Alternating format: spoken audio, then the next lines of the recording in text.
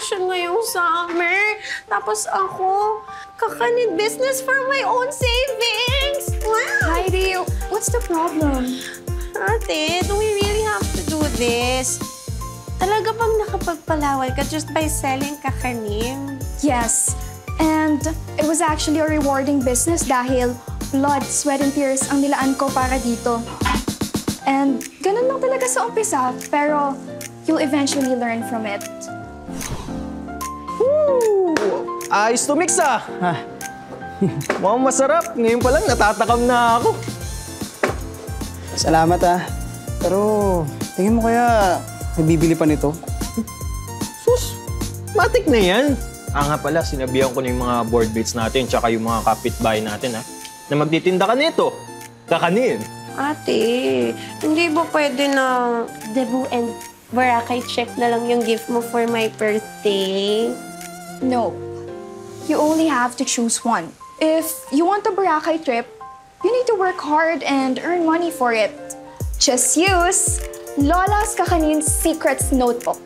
Lahat ng kailangan mo, nandito na. Sundan mo lang. Go, little sis. Kaya mo yan. Anyways, I gotta go and meet my man. Mwah. Take care, ate. Ginagamit ko naman, kaya nga nandito. Hindi ko nga magawa.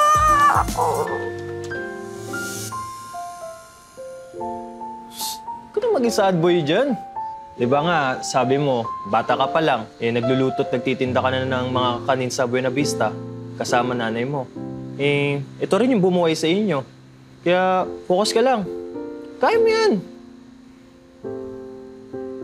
Salamat sa tiwala mo, Insan ah. Kung di ko lang talaga kailangan ng pera ngayon eh. Hindi na ako babalik sa paggagawa ng mga yan.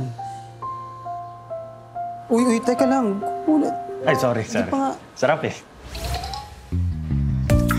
Mga kapitbahay! Nagbebenta na po ako ng suman! Gawa ko po ito! Bili na kayo! Asa kayo? Wow, Heidi! Ano yan? Suman? Gawa mo lahat yan? Yes po, Ate Che. Bili na kayo, please, Ate Che. Support ni para sa travel funds ko. Shala! Travel fund! Sige, bibilin ko ng lahat yan. Kasi birthday ng lola ko. Yan na lang ang ambag ko. Talaga? Oh! 800 lang po lahat to. Ito ang 1,000 pesos. Keep the change. Really? Oh, thank you, Ate Che! Oh my God! Ang dali lang pala nito eh.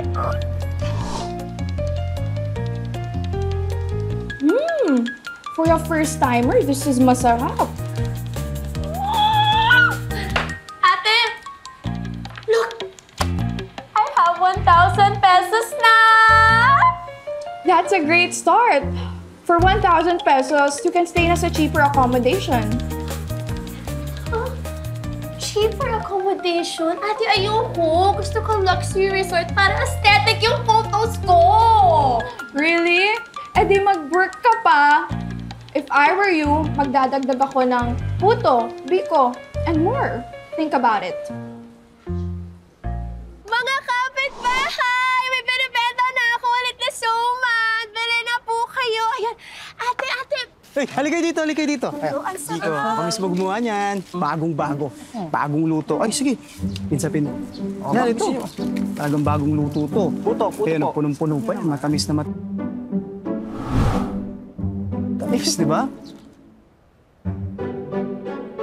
Ma'am. Gusto niyo subukan ito biko ko? Masarap to. What? Ew, kuya. Disgusting, ha? Ano? Ipapa-pretties na nga. Pusi pa.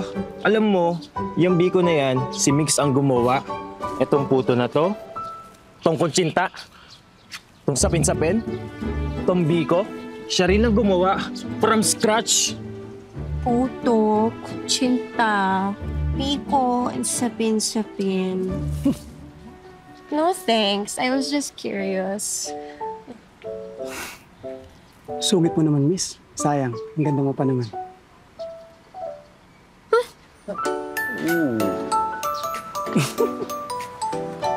Iyaw mo na siya, pre.